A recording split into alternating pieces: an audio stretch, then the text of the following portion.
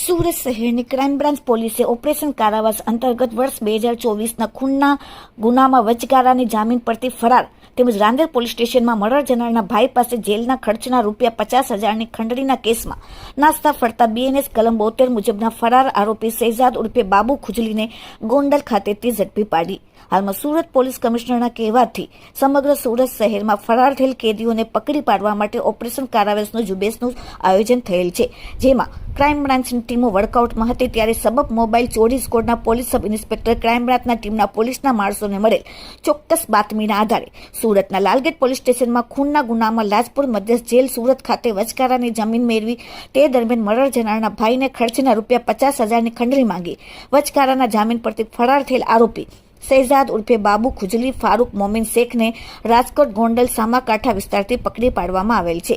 આરોપી તારીખ 25/11/2024ના રોજ આરોપીની માતા પિતાના પાલિયા ગ્રાઉન્ડવાળા ઘરે SMCની પાણીની નવી પાઇપલાઇન નાખેલ હતી, જેના કારણે મર્ડર જનાર અફજલ પટેલના ઘરે પાણી આવતું બંધ થઈ જતા તે વચ્ચે બોલાચાલી અને ઝઘડો થયેલ હતો.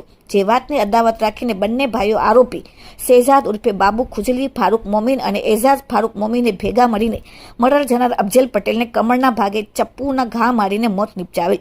જે ગુનામાં પોતે લાજપુર મધ્યસ્થ જેલ સુરત ખાતે હવાલે હતો. નામદાર કોર્ટમાંથી 7 દિવસની વચગાળાની જામીન મેળવ્યા બાદ તારીખ 11/12/2025ના રોજ આરોપી શહેજાદે મર્ડર જનારની પત્નીને તેના પતિની જેમ તેના દીકરાને જાનથી મારી નાખવાની ધમકી આપી, જે બાબતે લાલગેટ પોલીસ સ્ટેશનમાં ગુનો દાખલ થયેલ હતો. મર્ડર જનારના ભાઈને તેના વિરુદ્ધના કેસમાં ઘણો ખર્ચ થયેલ છે, તે બદલામાં ₹50,000ની ખંડણી માંગેલ, જે બાબતે રાંદેર પોલીસ સ્ટેશનમાં ગુનો દાખલ થયેલ હતો. જે ગુનામાં તે પોતે નાસ્તો ફરતો હતો. આ બાબતે નામદાર કોર્ટ દ્વારા તેના વિરુદ્ધ BNS કલમ 72 મુજબ ફરારી વોરંટ જાહેર કરવામાં આવેલ. પોતે વચગાળાના જામીન પરથી ફરાર થઈ રાજકોટ ગોંડલ ખાતે મોલમાં નોકરી કરતો હતો. જે બાતમીના આધારે ક્રાઇમ બ્રાન્ચ પોલીસે આરોપીને ઝડપી પાડેલ. આરોપીનું નામ છે શહેજાદ ઉર્ફે બાબુ ખુજલી ફારૂક મોમીન, રહેવાસી ઇકબાલનગર ઝુંપડપટ્ટી ગોલ્ડન ટી સેન્ટરની બાજુમાં Rander. Bureau report, daily India TV, Surat.